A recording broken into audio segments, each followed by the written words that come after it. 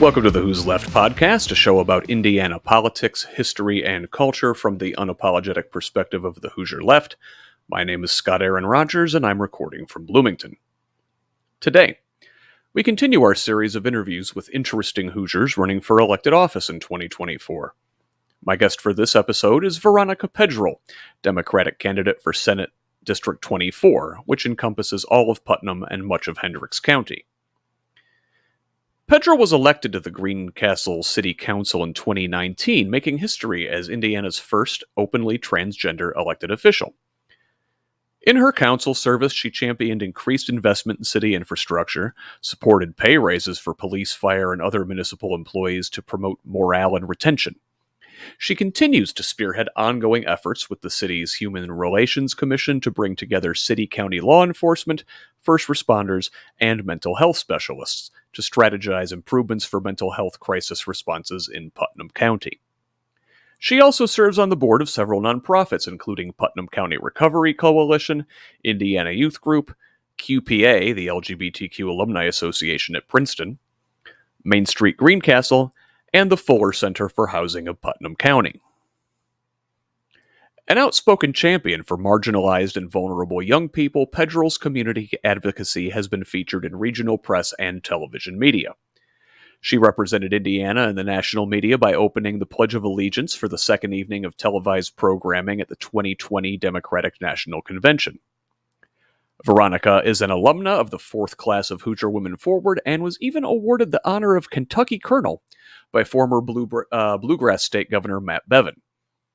She is active with 100 Women Who Care of Putnam County and also plays jazz and blues piano with her church community and in Putnam County's music scene. Our conversation covers her background, education, pioneering work in electronic music, and her role as a teacher and professor.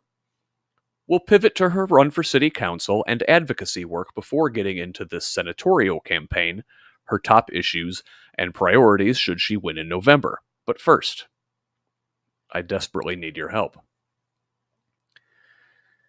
I lost my son in January, and my entire perspective on life changed. I used to be content as a handyman contractor. I could put on my headphones and tune out. The money was okay, and the stress non-existent. But now that I know real grief, all of that seems meaningless, and I feel called to prevent other parents from knowing that same emptiness. So I've devoted myself to this Who's Left project.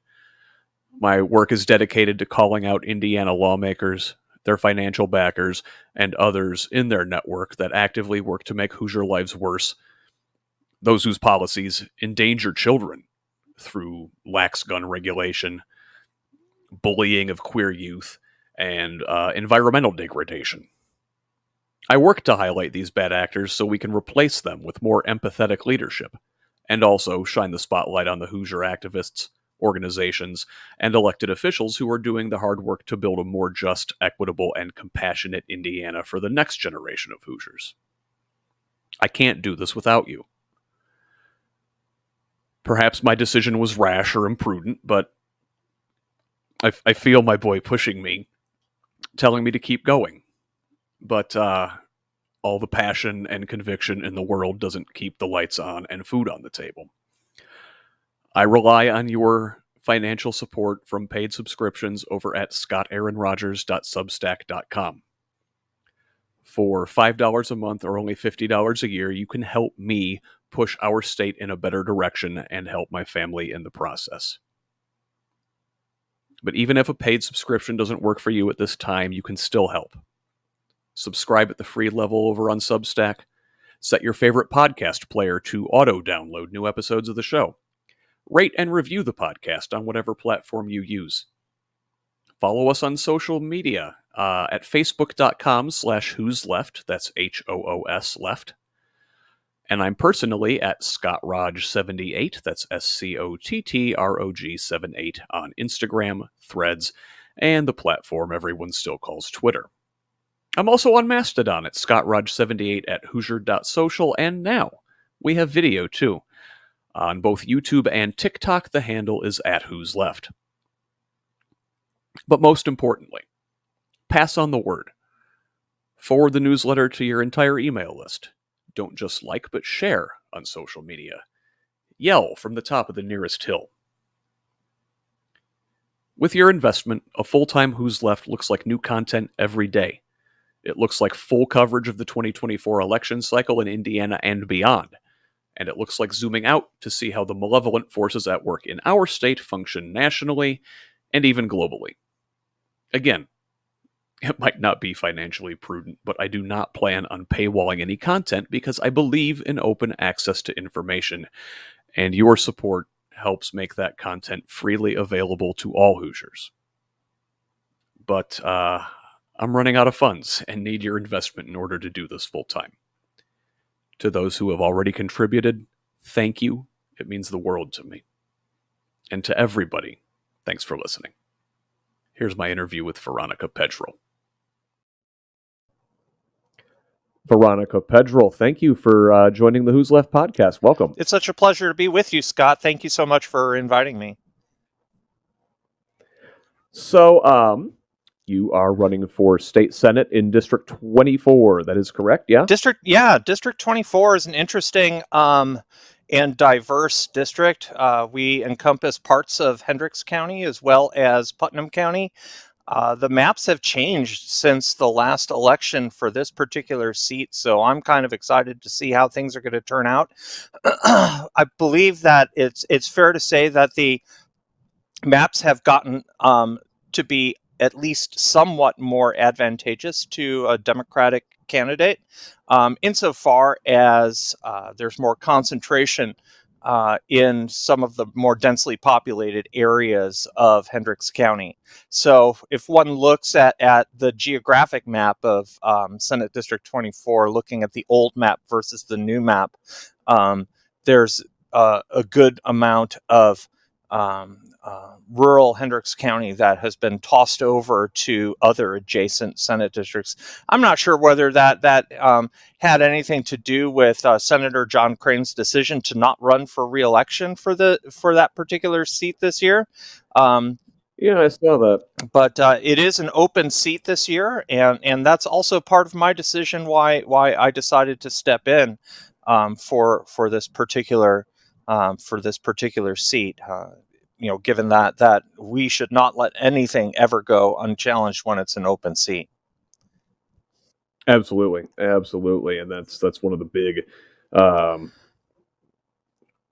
things I've been trying to push at here is making sure no seat goes uncontested, and we've got a big problem with that in Indiana because the maps have been stacked against us so badly for the last dozen years. Well, and indeed, both of the Republican candidates who are vying for that nomination happen to be folks who have never run and won in any election where they were going up against somebody of a different political party, which speaks to the whole dilemma of sheriff's races in rural and even suburban Indiana, where the primary winds up turning into being the election for the seat.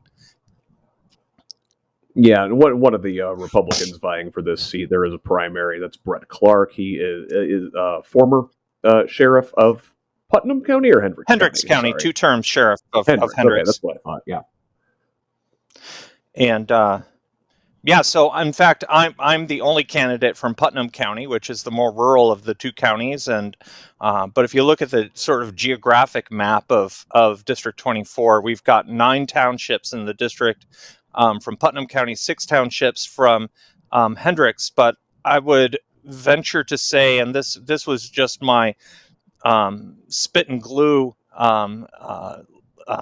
estimation of population looking at township rolls, but it seems that there about 3 of those 6 townships in Hendricks County have as much population as all the other parts of Senate District 24. So we certainly want to be focusing on those concentrated population areas in Avon and Brownsburg and in Danville even. Yeah, certainly. Hendricks County has been growing rapidly the last several years, hasn't it? It has, and that speaks to some of the challenges that some of those communities face. If speaking as somebody who served as a municipal elected official, my firsthand experience speaks to some of the challenges that our local municipalities, towns, and cities face with respect to the ways that we're able to finance infrastructure improvements and all the things that a city needs to do to serve its residents well, right? And for those communities where there is explosive growth, especially, I think, Avon comes to mind, of course. The way that state code is set up for TIF funding it takes away a fair amount of local control for the real flexibility that's needed for creative financing that a place that's experiencing that explosive growth needs to be able to continue on its growth trajectory. Yeah, and you know what? I want to come back around. We'll talk about this, and we'll talk about your time as an elected official. But let's just talk about you first. Let's introduce Veronica to our listeners. So I'm a Hoosier by choice. I came to Indiana half my life ago in 1996. I was born and raised in the Chicago area. I actually attended the same high school that Hillary Clinton attended. So I come from the same state that gave us both Hillary Clinton and Ronald Reagan. But to that point, I'm the daughter of a junior high school math teacher and a city municipal water engineer. So I come from a family that really valued those public goods of clean water and quality education, and those are values that I carry with me to this day in everything that I do in service. But my background is my formal education. I attended the University of Illinois for my undergraduate degree. I had the luxury and privilege to study as a music major. I was a music composition major, and I still do compose music. I am also an active and gigging jazz musician. On top of all the other things that I do, I'm a church musician as well. But as far as that path took me, I'm a child of the 60s and 70s. And so when I was in high school, it was the golden age of synthesizers when all of the prog rock bands and the jazz fusion folks were using synthesizers in ways that were new and super creative. And that was something that really, really inspired me in terms of my own work. So when I went off to college, I was keen on learning what could I do that I could make a career out of with respect to electronic and computer music. And as it turned out, I started taking computer science courses at the University of Illinois, learning how to code and write my own software that would write music, believe it or not, as well as code that would synthesize music, because back in those days we were using mainframe computers to generate music. And my research in computer-assisted composition landed me a full doctoral fellowship at Princeton University in the late 80s, which was an amazing experience, and I feel very privileged to have had that opportunity.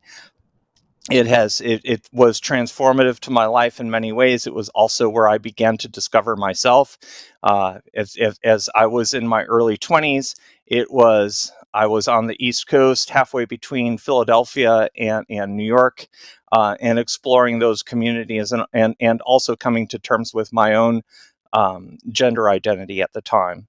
And that's where I first started stepping outside in my chosen target gender. So, as I speak as an out transgender woman who transitioned nearly 20 years ago, and has been on HRT for the majority of my adult life, my pathway is. I never thought I was an early bloomer, but apparently for folks of my generation, a lot of folks who were born around the time I have, or that I was, we transitioned much later in life than some folks are able to now, because society has had some evolution and science has had some evolution, and we recognize that healthy pathways, the most healthy pathways for gender variant people often may involve transition, with the assistance of medical professionals. And that's also something that I'm passionate about, is making sure that those pathways are open for other people to take if that becomes necessary for them. So anyway, what I'm saying, I want to come back to your trans advocacy when we talk about your issue platforms. But you are the first out trans elected official in the state of Indiana, correct? That is correct, and unfortunately, I'm still the only out trans elected official in the state of Indiana. I am making it my life's work to make sure that I'm not the last. So for sure, I am supporting others who are working to represent, and there are actually 3 of us that I'm aware of, at least, who are on the ballot this year. There is another state house candidate on the southwest side of Indianapolis, and I don't remember her name or her district, so I apologize. But there's also a county candidate up in Huntington County. So I appreciate the opportunity to see more folks getting in the fight for our representation. It's one thing that's important for us to recognize is that, while folks on the LGBTQ spectrum account for, depending upon which poll you look at, somewhere around 7% of the population falls somewhere in the rainbow. On the other hand, there are only about just over 1,000 elected officials in the United States who are LGBTQ, which means that we would have to just elect, I think, somewhere around another 32,000 of us to achieve proportional representation across the country. I was the 19th transgender elected official in the nation, at least according to Victory Institute's own map at out. Now I'm the website is. I'll tell you what, I'll find it. I'll put it in the Out show for notes. America. I think it is .com, but that Victory Institute maintains that map. And thankfully, representation from folks who self-identify as trans or non-binary are about 3 times the numbers that existed when I was elected back in 2019.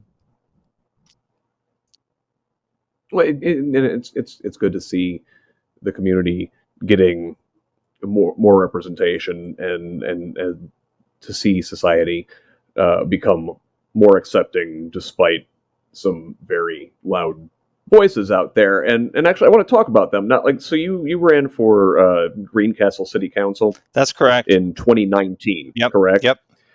Was there any nastiness around that? My election of 2019 was one for the storybooks, is what I like to say to folks. I had an interesting opponent. who still to this day lives just a block and a half down the street from me. Greencastle is a city of Oh, 10,000, and yeah. I was a ward counselor, and so we have 4 wards in the city, and I was representing a quarter of that, 2,500. But we both lived on the same street, and so I was, as one does when one builds a campaign around what you're going to do for your community. One of the things that I wanted to uplift is what sorts of things distinguish who we are and how we might serve.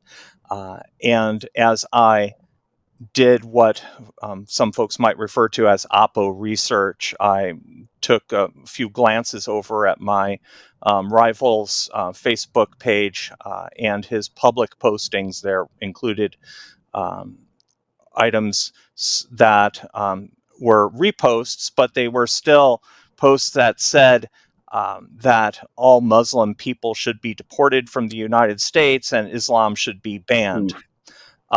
And so, among some other very divisive and phobic things, whether it's homophobic or transphobic, it was all over the spectrum. A lot of those kinds of memes that were being posted publicly without a filter on Facebook, and I very quietly, actually for several months, collected screenshots and links to all of those posts, documenting the material, and then built up a Wix-based website and registered my opponent's name as a .com, and had it and I let the public decide what those posts meant. And when that all hit the fan in late September, early October of 2019, it caused quite a stir in our community. It made the front page of our local paper, and those Facebook posts were there above the fold on the front page of our local paper, as they should be. It got picked up in Indianapolis by WIBC. Indeed, it made some national waves in that the Council for American Islamic Relations, CARE, in Mhm. Washington, D.C., put out a national press release from there, demanding that Governor Holcomb insist that my opponent retract his candidacy for our tiny little ward seat in Greencastle. Of course, Governor Holcomb did not make such a request, but at least CARE made the effort to suggest or to put that call out, and I do appreciate that. So when I laid all of that out, that is when the dead naming and the the transphobic direct attacks against me came, and I did my best to keep the high road through it all. Mhm. And simply point out that I was running on a constitutional platform of religious liberty, insofar as everybody in our small community should be able to freely worship, no matter how or if they worship at all. Indeed, so we're a college town here in Greencastle, and the third ward includes parts of DePaul University, including the Center for Spiritual Life, where our Muslim neighbors and students go for Friday prayer. And so that Yeah. is truly part of the community that I serve. And when this all got picked up in the papers, a good number, I might go so far as to say as a healthy majority of the faith leaders in our community got together amongst themselves, not at my suggestion, but they got together amongst themselves and put out a statement that was condemning the posts that my opponent made. So that gave our campaign quite a lot of traction, obviously going into November of 2019, and we won with 67% of the vote. We just slightly more than doubled my rival's vote total. That said, voter turnout in a municipal election in a rural Indiana community is not, even when your local newspaper is highlighting some of these things that are really important, that doesn't mean that folks are going to be turning out at a high rate. You still need to connect, and I love our local journalists and the work that they do. And goodness knows that local journalism is under threat everywhere, just because of the business model of it all is so Yep, challenged these absolutely. days by all the disinformation and all the free pathways to reposts and stuff like that. I would Yeah, suggest yeah, that. the truth is behind a paywall, but the misinformation's free. Exactly, and in a Mhm. chatter forum or in some strangely named private group on Facebook. But really, if you want to save democracy, one of the things that I strongly advocate for is to take that $10 that you might otherwise be spending on another streaming service, and spend it on a monthly subscription to your county's paper of record. Indeed, in my district, in my Senate district, in all of Putnam County and Hendricks County, there are 2 newspapers of record. And so there's the banner graphic here in Greencastle, and the Republican newspaper in Danville. And I'm thankful that they both exist and that they're doing the good work to ensure that the stories are told. But the fact of the matter is that it's challenging in just getting good government transparency out, because Mhm. our access to that public information is sometimes behind a paywall. So it's incumbent upon us who do serve in public office to find more pathways to making sure that the work that we do is more transparently shared through other channels that aren't necessarily behind paywalls. So let's talk about the work that you do. Let's talk about some of your accomplishments on the city council there in Greencastle. So, keep in mind that when we got sworn in on January 1st of 2020, we had no idea that we were staring a virus headlong in the eyes. And so 2020 was quite a year. And even moving forward and out of there, much of what we did as a community, as a city, was informed by the pandemic and responsive to that. Uh, we are a versatile and agile community, I'd like to say. We were doing the good work of making sure that our public safety officials were being um,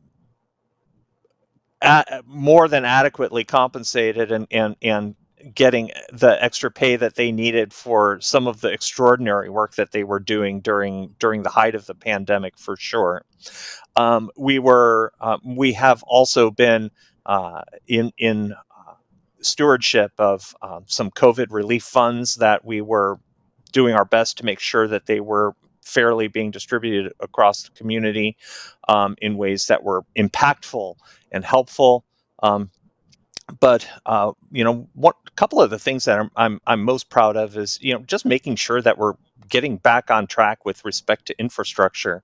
When we looked at our budget for the 2022 going into 2023, uh, we knew that our street repair budget was not up to snuff in terms of being able to get the work done that we needed to get done, especially in light of our asphalt supplies and labor costs increasing. So we actually wound up doubling our street repair budget in that last year. Another big thing that we did was pushing to ensure that we got a impartial salary study done so that all of our municipal workers, including our public safety officials, were paid on par with our peer communities across the state. we know that we're all competing for quality labor, right? And Hmm. Greencastle's a great place to live, but if we're not paying our city employees well, that's it's not going to do us any good when we have to keep doing more searches, and when we're not paying our police officers well enough. We'll send them off to get trained, but then after they're trained, they might go off and work for another community after we've paid to train them, and so again that comes Yeah. back to bite us in the butt. Um, During my last year in service, I was pushing hard and doing research that included some of the committees I serve on, and I still serve on Greencastle's Human Relations Commission. Um, and with that commission, we were exploring the possibility of adopting a human rights ordinance like you folks have down in Bloomington, and and Mm-hmm. several other communities, including great communities like Carmel and Zionsville, that at the time of the adoption of their ordinances, had Republican dominated councils and Republican mayors at the time.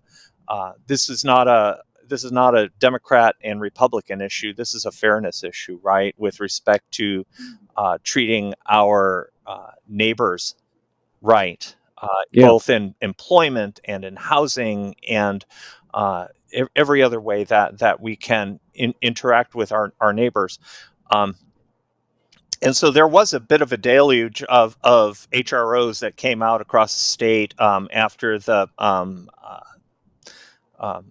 after 2015, with the push for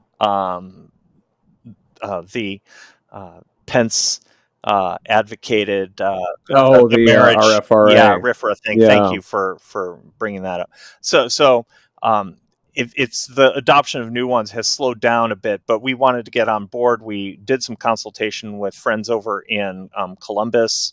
Um, we're we never got it across the line. We're still facing some opposition within city government. So uh, that's a fight that I'm going to have to leave for another day.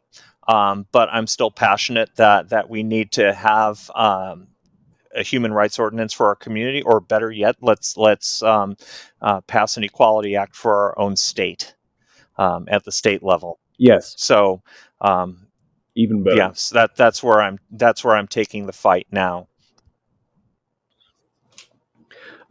So before we get to your priorities, should you win in November, you serve on, excuse me, several boards, Uh, including Indiana Youth Group. Yeah, so Indiana Youth Group is a 501c3 that serves LGBTQ youth across the state of Indiana.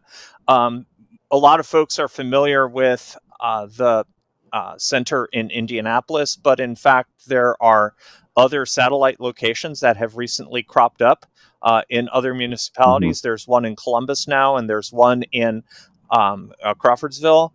We just announced yesterday at our celebration event at the Indianapolis Zoo, we announced a partnership where we're opening an IYG Evansville. Uh, and so Fantastic. here's our goal as our vision for helping to serve a community that has been under assault by the Indiana legislature. Within 5 years, it is our goal as Indiana Youth Group to have affirming community within an hour's drive of anywhere in the state of Indiana. So we are looking all across the state. We think we can do this with 10 satellite facilities in addition to the downtown Indianapolis location, or the 38th and Meridian location, I should say. It all feels like downtown when I come to Indy from out here in Putnam County. So, but yeah, so I've served. This is my second year serving as treasurer for that organization.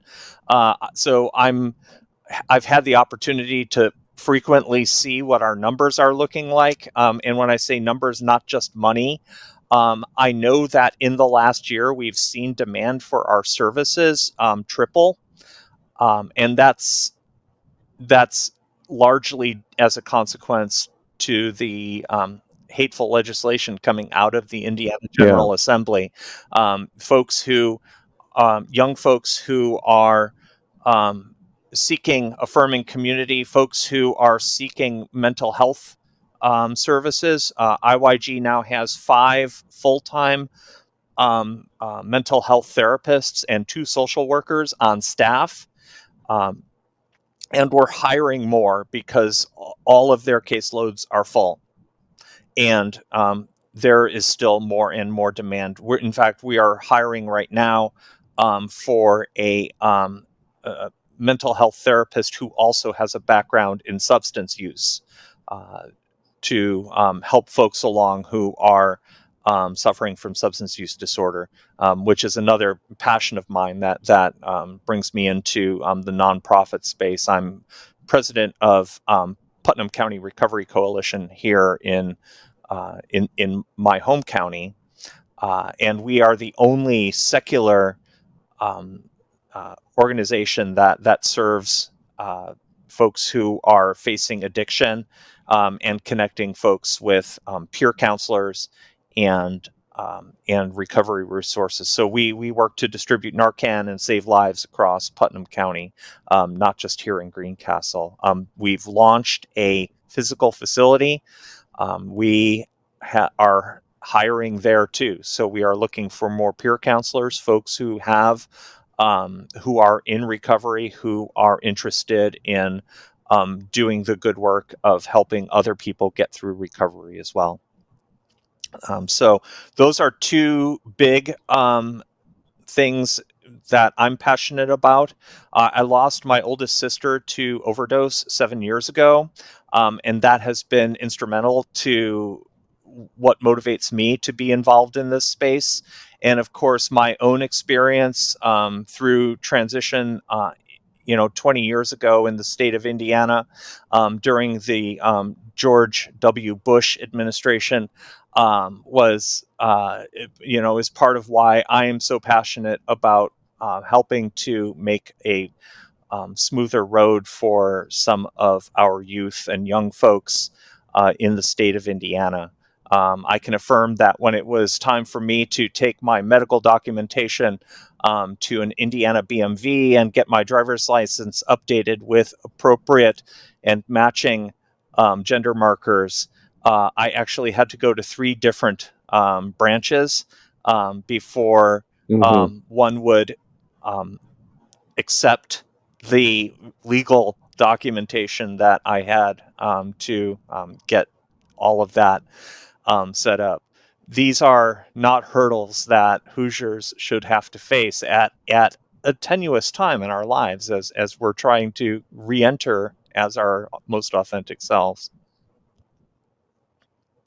Yeah. No, it really stinks that Republicans in the state legislature have decided their job is to, take government and turn it against its own citizens, and it's frankly it's a liberty issue, Yep, right? The party absolutely. of liberty, Yeah. theoretically, is stepping on people's freedom to be themselves. Right. And so when we talk about the whole bodily autonomy issue, I'm a walking, talking example of a need for more liberties related to bodily autonomy.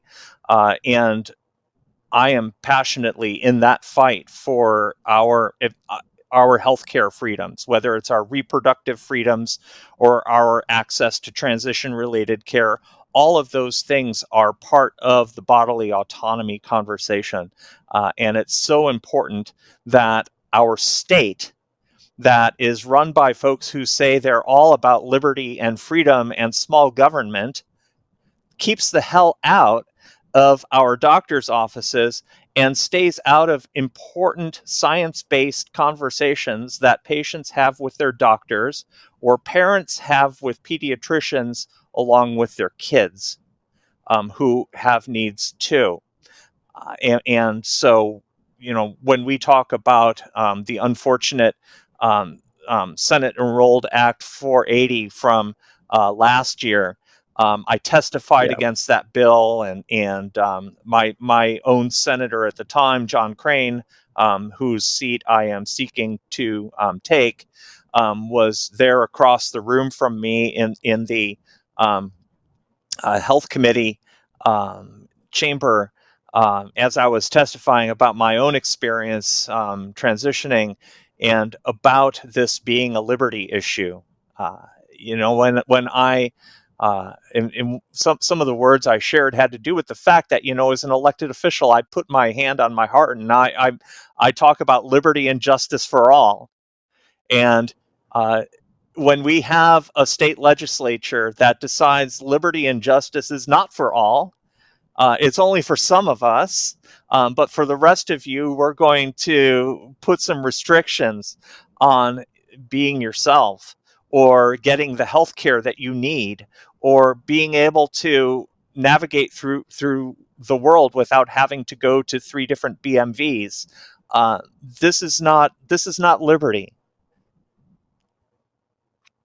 Yeah. And so you jumped into where I wanted to go next, and we're talking about your top issues of your campaign. And the number one issue on your campaign website is healthcare freedom and bodily autonomy. Absolutely, and that is absolutely top priority.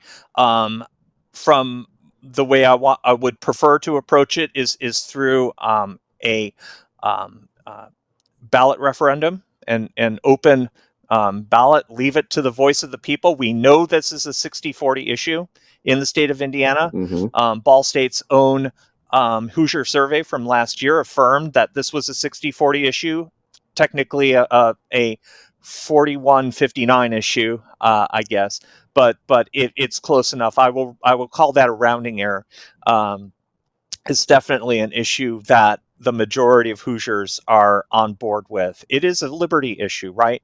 And same, I like to often speak of the reproductive freedom issue in the same breath as marijuana legalization, because that's an 80-20 issue in this state. And I really Mm-hmm. feel firmly that the open referendum, there needs to be a mechanism. And I do realize that's going to take a constitutional amendment. And I am ready to work toward that. So it Yeah. may take us that far. It may take us that long to get there. But it's time that we as Hoosiers stood up for our liberties, all of us, and not just, and not just for our right to keep and bear arms, but also our right to have the health care that we need. Yeah. And, from a pure cynical strategy standpoint, the fact that it's going to require a constitutional amendment, I think in a way helps us, because, and we have to say, this is the challenge. Yep. If we're going to amend the Constitution to give the people of this state the autonomy over their own bodies, then we can go to Hoosiers and say, we need to elect Democrats in every position, all the way up and down the ballot. 92 counties, and it's going to take multiple electoral cycles to be able to manifest that constitutional amendment. But that I think is the most viable pathway that I can see, given the state of the current political landscape in the state house at this time. Yes, indeed. As we think about some of the other things that I'm largely focused on, important issues, I mentioned that adequately approaching substance use disorder in our state. That's another big topic that I'm keen on focusing on as a top priority. We need to adopt a legislative approach to substance use disorder that treats addiction as a public health issue rather than a crime. Yep. It's or a moral failing. Right, yeah. right. And when we talk in the recovery community about stopping the stigma around addiction, that's part of dispelling that notion of moral failings around substance use. And in my interactions with our local county-wide here in Putnam County, our public first responders, the sheriffs and the 911 folks and the EMTs who serve our community go out and respond to mental health crisis calls. We've Mm-hmm. had a strong affirmation that the correlation between mental health crises in our community and substance use disorder is an extraordinarily high one. We're talking 80-90%. When somebody calls Mm-hmm. with suicidality call to 911 in our community, there's often a substance use component somewhere along the way as well. So when Yeah. we talk about adequately addressing the mental health crisis in our community, I think these two things are often intersectional, and we can't completely talk about one without talking about the other. And so I'm going to pivot a little bit and say a little bit more about the way that we respond to mental health crisis calls. This is something that our Human Relations Commission here in Greencastle has taken on as a county-wide issue. We've been spearheading a series of conversations that have brought in our sheriff's department, our public police departments, our 911 services, and also folks who work in the emergency room and in mental health care. How are we able to better improve outcomes for these folks who need just-in-time mental health services? And it's not Mm-hmm. there's not a single answer to what's needed.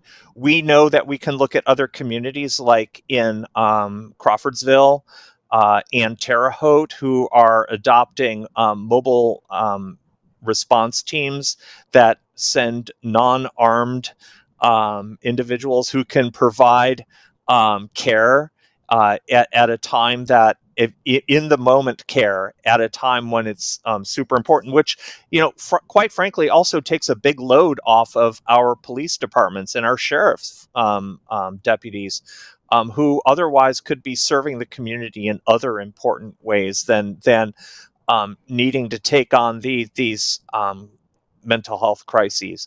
So we're all in this together. We know that we need not only those mobile response teams, but we also need to do better in terms of increasing the workforce pipeline for mental health workers. We need Mm-hmm. literally to train and hire more therapists across the state. We need to recognize that this is a labor crisis on that side of things too, and have more folks available, because there just aren't enough folks who are trained in the mental health treatment field who can respond in time and keep up with the demand. Yeah, it's like our state legislature keeps chasing clinically trained and well-educated people out of the state with their draconian laws. Indeed. Well, that seems to be a theme of the Indiana General Assembly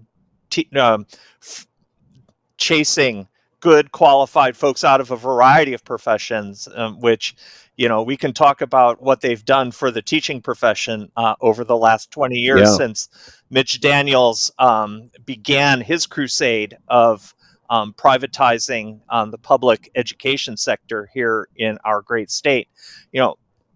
And that's a wonderful segue into what is another one of my top priorities, and that is keeping our public education truly public. As I mentioned, Yes. my mom was a public middle school teacher. She was a math teacher in the state of Illinois, and she had this thing that apparently seems like a dirty word these days. She had a pension that was very beneficial to her in her retirement, and I'm gonna have to like explain what a pension is right, for the kids in the yeah, audience. Yeah. because it's really not really so much a part of the lexicon anymore, right?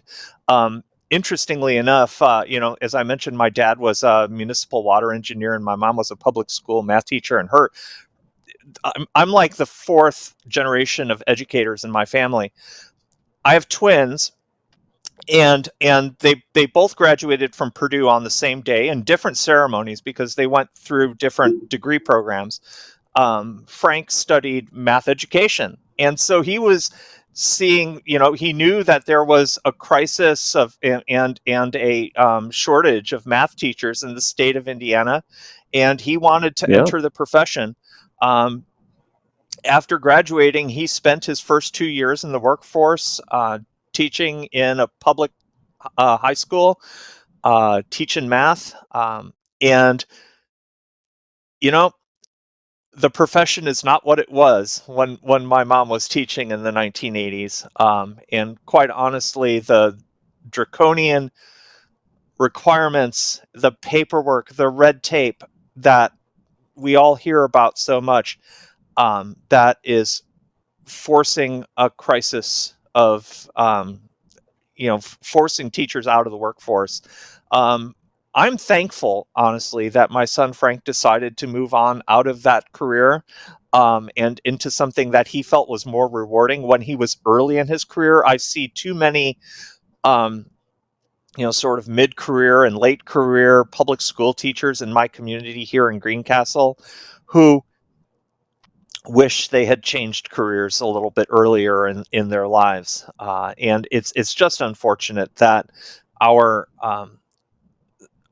our politicians in the state house are doing no good by our public school teachers. And of course, the least of all of that is the fact that we are, through the nation's largest voucher program, finding the newest and most Mm-hmm. creative ways to siphon money away from the only schools that would accept special needs students, or the only school in your community that might accept an LGBTQ student in your neighborhood. So when we say, well, this money is going to be transportable with the student, and it's the parent's choice to take that money where it can go, that's not doing any good for your neighbor's kid who has a special needs student that quite frankly is more of a drain on the system for what it's worth. We're pulling great students out of good systems and harming Mm-hmm. the public system as a consequence. Yeah. Well, and that's the goal, right? I mean, Republicans want public schools to fail, and I know it sounds like mustache twirling evil, but there are two reasons, and one is privatization. Private school, for-profit charters want their, they got their hands in the pot, and then the other one is your religious schools, and they want public money, and I mean, frankly, I think that runs afoul of the First Amendment, but I'm no constitutional lawyer. I would agree with you, Scott. I'm also not a constitutional lawyer, but I am just a small, just a old country college professor with a side hustle, also as an instructional technologist on my campus because my professoring is part time. I head up the instructional technology space here at DePauw. We have a team of 3, so you can imagine when we needed to pivot and go to virtual back in 2020. Oh my, We were yes. the tip of the spear for those 200 faculty members, making sure that those folks who were so accustomed to chalkboard suddenly needed to use Zoom. So we were very thankful coming out of that. But what I wanted to say about the public school privatization issue is when we talk about the Indiana General Assembly being so knee jerk, reactionary to stuff. Last year they said, okay, we have a crisis with third grade reading levels. We're going to adopt a new reading program and see how it goes. And then the next year, they didn't even give it a year to see how it did. They're coming back and saying, oh, third grade reading levels are down. We're going to have to try something else. And they're just layering on more layers of challenges for the folks who work or the great folks who work in our public schools, by adding this whole other social component of holding students back in third grade who are falling behind. We have to ask ourselves, 12 years ago, the third grade illiteracy rate, or the fail rate on that reading test, was less than half of what it was now. And in Indiana government, there was a Republican trifecta for that entire 12 years. Can somebody tell me who else to blame for this decline in our reading scores? That decline, it's more than doubled over the last 12 years. The fail rate on that third grade reading test. It falls squarely. Well, I'm sure the GOP would love for the teachers Oh union to be yes, blamed, of right? course. That's their big boogeyman. But they've been here the whole time. That's right. The Republican trifecta in the state house has only been here for those 12 years, and education makes up more than half of the state budget, and they are meddlesome. And how many of these people are professional educators? There is a science to teaching. There is. And these guys, I'd like to think that they have their own ideas for how things should be done, but it's not even their own ideas. I mean, this stuff is getting written up by Alec, and they're the Koch brothers are writing up laws in Wichita somewhere and sending them over here, and then these guys are just rubber stamps. Half of these bills are as you mentioned, are coming from other places, and indeed half of these bills had already been passed with largely no further amendment in other states, right? When we look at some of the crazy anti-LGBTQ laws, one only needs to look to Florida to see what's going to happen next year in Indiana. There seems to be an echo in the Indiana General Assembly of who can be first to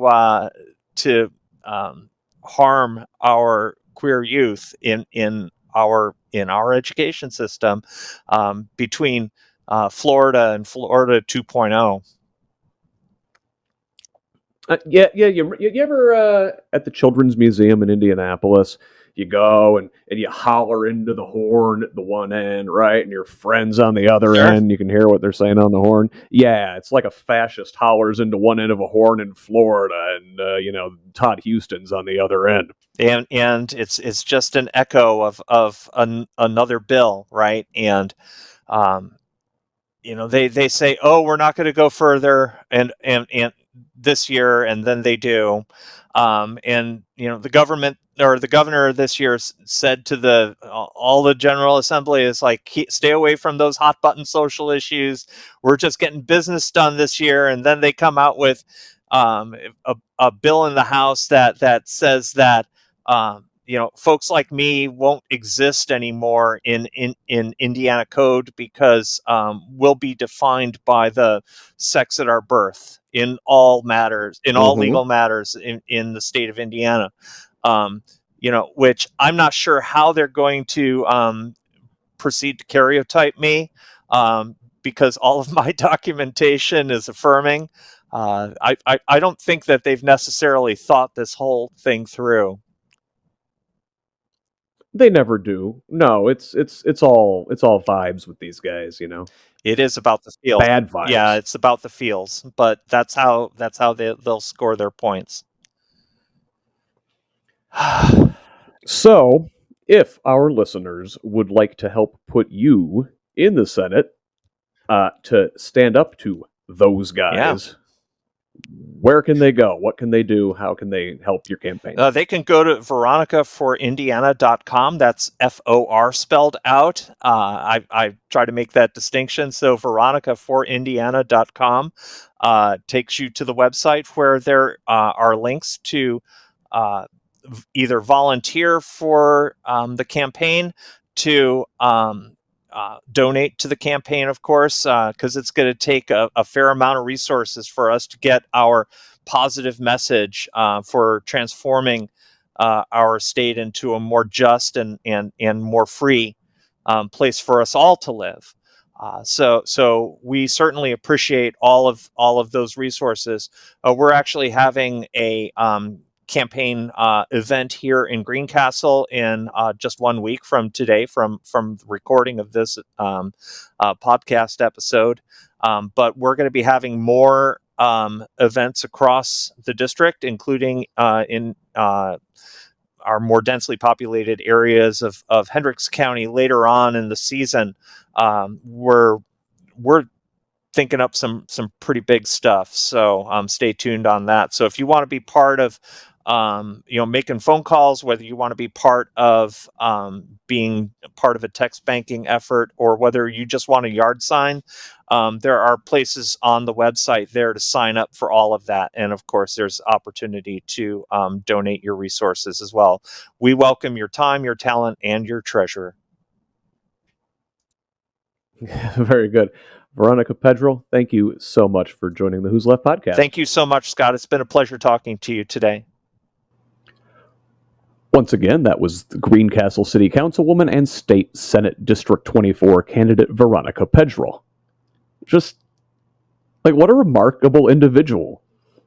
Raised by public servants, becomes a public servant herself. Someone who brings the joy of music to her community and has taught children how to express themselves musically as well. Veronica is one of those helpers Fred Rogers talked about. An ally to police, fire, and first responders, an advocate for vulnerable youth, a champion for those struggling with addiction, a Hoosier by choice who works every day to improve her city, county, and state. And Indiana Republicans would rather she didn't exist.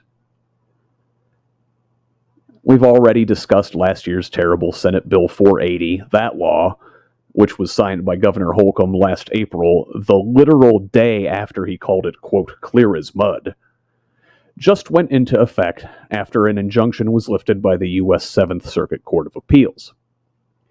It bans gender-affirming care for minors under the age of 18. Now think of this, and all of the other vitriol directed at the queer youth of this state, their families and allies, and imagine all of the potential Veronicas we're pushing away. Teachers, musicians, police, firefighters, EMTs, people that strengthen the fabric of our communities, driven out of the state in fear for their health, their safety, their very lives. And the GOP won't stop with the kids. Just this January, Representative Chris Judy, douchebag from District 83, and 3 other religious extremist goons introduced House Bill 1291, which would have ended all legal recognition of transgender people in the state. Now, some states like Florida, Missouri, and Ohio have already, according to Axios, quote, broadly limited or sought to broadly limit transition care for adults, end quote. Now, thankfully, HB 1291 didn't make it out of committee, but don't think it won't pop up again next year, or that Indiana Republicans won't go all in on hate like their counterparts in other jurisdictions. You know, When I started the Who's Left project, I had the name before anything else. Obviously, it's a portmanteau for Hoosier Left, but the underlying play on words is a distinct reference to the brain drain Indiana faces as our best and brightest leave the state. The hell with what people call themselves, what pronouns they choose, what they wear, who they date. Every state, every community needs people like Veronica Pejril. Teachers, helpers, allies, public servants. If our state stays the course with MAGA Christian nationalism extremism, all of our best people, who have the means to do so, will leave. And then who's left?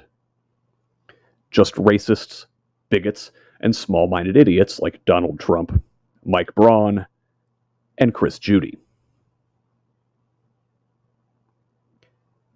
That's it for me this time. Again, subscribe at scottaaronrogers.substack.com. Follow me on Facebook, YouTube, and TikTok at Who's Left, and on most other social media sites at ScottRog78. If you want to reach me, send me a DM on the socials or email me at scottrog78@gmail.com. Until next time, this has been the Who's Left podcast. I'm Scott Aaron Rogers. Love each other, Indiana.